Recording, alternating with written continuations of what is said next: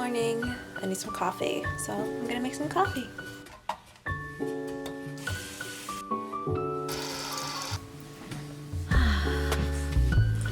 That's good.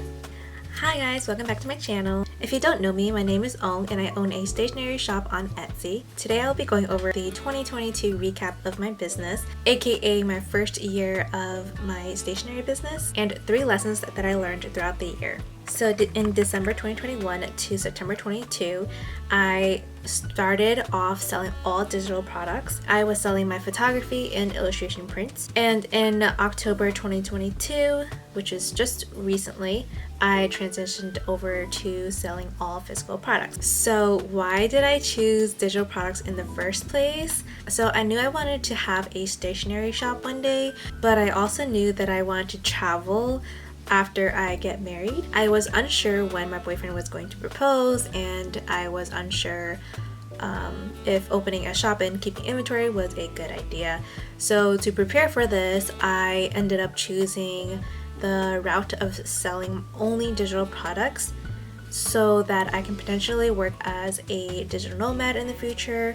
But it quickly felt like a chore and I wasn't satisfied. My business wasn't growing. I didn't make that many sales. It was hard to promote myself without having anything like physical on me. And I just kept worrying about like the quality and the colors of the prints once my customers got them and they printed it themselves.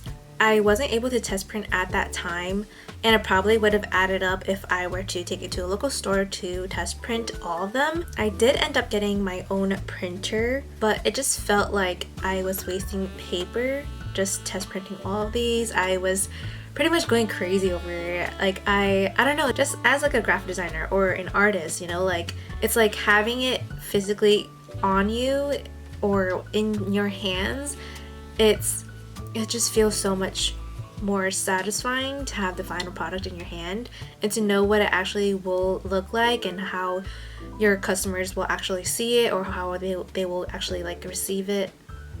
So I was like way too like fixated on that. So ultimately I was very unsatisfied with selling digital products and it just didn't sit right with me. I was following a lot of other stationery shops at that time and I enjoyed watching them and seeing them work and you know how they operate the business and stuff like that. It was really inspiring me even more. So I was just like, hey, I don't know when Alex is gonna propose to me. I'm not gonna sit here and put a pause on my dreams just for this. I'm just gonna go for it and we'll figure out that situation later on if we do decide to travel. And that's when I also discovered Catnip, and I saw that she was also doing both of these at the same time, and it kind of motivated me even more. So Catnip, if you're watching this, thank you so much for being an inspiration to me. But yeah, who knows? I mean, maybe I will end up going back to digital products in the future. I mean, obviously just for the time when I do travel or when I'm on the go. Anyways, now that I transitioned into selling all physical products, I currently sell art prints, photography prints, and some cards. I only have some Christmas cards right now because I started so late in the year. I started like in October and I was like, oh my gosh, it's almost Christmas. We have to hurry up and get all those holiday designs out and stuff like that. So I only have Christmas cards, but obviously it's December 27th already. Christmas already passed. So now I have to focus on the new year. But yeah, that'll be like a later thing that I go over. But I'm so much happier now that I switched over to physical products and start my stationery shop, and I enjoy what I do now. Even though like I don't have that many products in my shop yet, I know it's still the beginning and I will eventually have more products in my shop, but one step at a time, right? Another thing is I also started my own YouTube channel, this channel. I started it to document my journey and to kind of just share everything that I know with you guys. It's obviously still the beginning and I have so much to share, so make sure to subscribe for future content and if you want to follow along.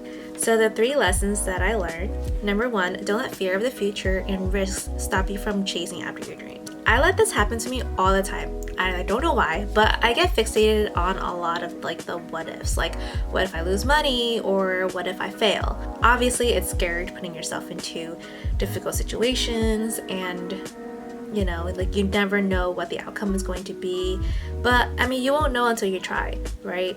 Like I would rather try to make something out of myself rather than being stuck on that emotional roller coaster that I was in like 2 years ago. Like I had no idea what my purpose was. I just felt so worthless. I still don't even know if this is my purpose. I just know that this makes me happy and I enjoy it so much. I'm just gonna continue working on it and building this business to see where it goes. You just kind of have to like go out there and try new things and try to, you know, put yourself into situations where you don't normally put yourself in.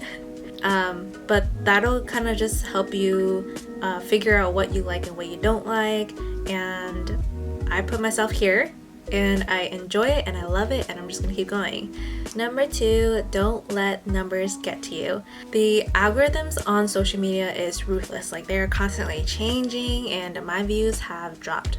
I mean, like not like I even had views to begin with, but like my already low views are even lower. But it's even harder now to like grow. I was letting the numbers get to me, and I noticed that it was taking a toll on me, and it wasn't healthy for me.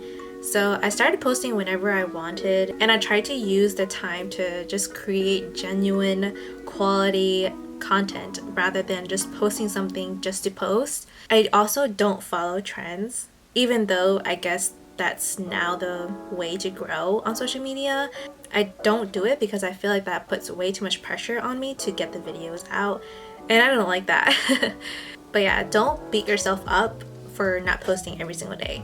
Like you wear so many hats. Like as a small business owner, especially for artists, you have to create the art, produce it, you have to be the product photographer, do all the marketing stuff, and on top of that do admin work as well. You already do enough, so don't beat yourself up over it.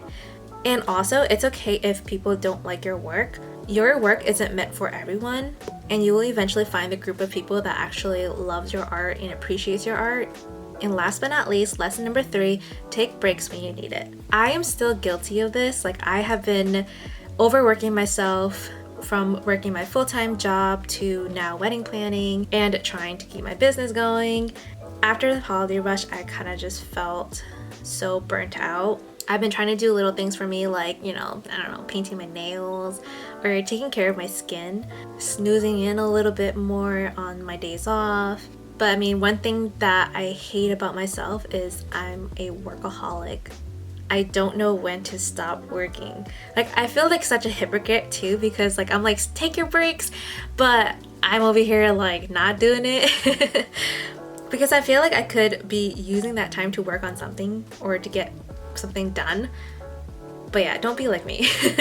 Take your breaks because your business can't function without you. So take care of yourself and your body. Take a walk, read a book, I don't know, go to a coffee shop, meet with friends, something. Just take care of yourself. So those are the 3 lessons that I learned in my first year of running my business. I'm sure these are lessons that I will need to constantly remind myself all throughout my life. But I just want to share what I learned with you in hopes that it will be a reminder for you as well. Alright, thank you so much for watching, and I'll see you next time. Bye!